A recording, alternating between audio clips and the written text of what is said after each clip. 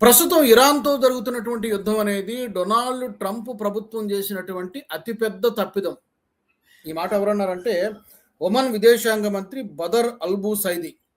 ఇతను అక్కడే కాదు, నిజానికి ఇంటా బయట కూడా ట్రంప్‌కు సెగ తగులుతోంది. మిడ్ టర్మ్ ఎన్నికలు వస్తున్నాయి. యుద్ధం ఏమో ఆగడం లేదు. ఏం చేయాలో తెలియడం లేదు.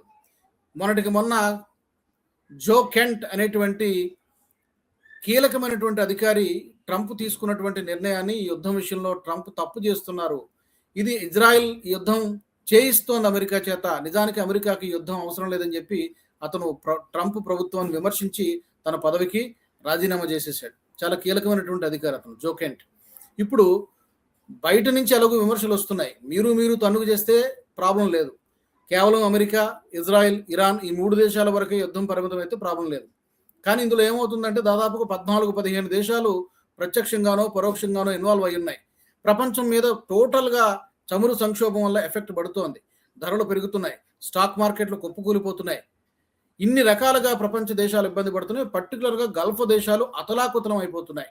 Bahrain, Oman, Kuwait, United Arab Emirates, Gulf దేశాలు అన్నిటిపైన కూడా ఈ యుద్ధం ప్రభావం పడుతోంది.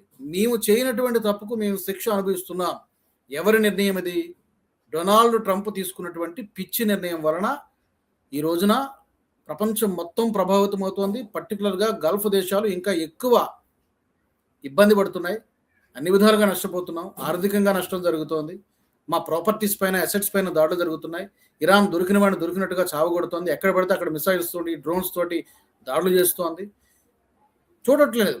ఇదొక షియా సున్నీ వారని కాదు, ఇక రకరకాలుగా యుద్ధం జరుగుతోంది. ఎప్పుడు ఏ క్షణాన పైన ఎక్కడ దాడి జరుగుతుందో తెలియదు.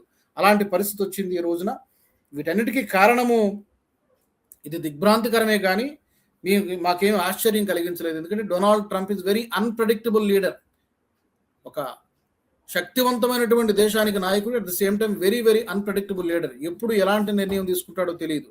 కానీ ఆ నిర్ణయం అమెరికాకైనా మంచి చేస్తుందంటే అమెరికాకి కూడా మంచి చేయడం లేదు. మేక్ అమెరికా గ్రేట్ అగైన్ అనేటువంటి నినాదం ఏదైతే తీసుకున్నాడో అది నెరవేరేలా కనిపించట్లేదు. అతను తీసుకున్న నిర్ణయాలన్నీ కూడా బూమరాంగ్ అవుతున్నాయి. టారిఫ్ల విషయంలో కోర్టులు తలంటేశాయి. తప్పు వెనక్కి తిరిగి ఇచ్చేసాయని చెప్పి సుప్రీంకోర్టు చెప్పింది, ట్రేడ్ కోర్టు కూడా చెప్పింది. ఏం చేయాలో తెలియట్లేదు. ఇప్పుడు యుద్ధం విషయంలో కూడా ఎక్కడ ఎగ్జిట్ పాయింట్ దొరుకుతుందా, ఎలా ఈ యుద్ధం నుంచి బయటపడాలని చెప్పి డొనాల్డ్ ట్రంప్ వెతుకుతున్నాడు. బయటకైతే మేకపోతు గాంభీర్యంలో స్టేట్మెంట్లు ఇస్తున్నాడు కానీ లోపల బాగా కాలిపోతుంది. సొంత పార్టీ నేతలు తిడుతున్నారు, అడ్వైజర్లు తిడుతున్నారు, బయట నుంచి గల్ఫ్ దేశాల వాళ్ళు తిడుతున్నారు. ఎలా యుద్ధాన్ని ముగించాలనేది డొనాల్డ్ ట్రంప్కి అర్థం కావట్లేదు. మీకేమనిపిస్తుంది? కామెంట్స్లో పెట్టండి.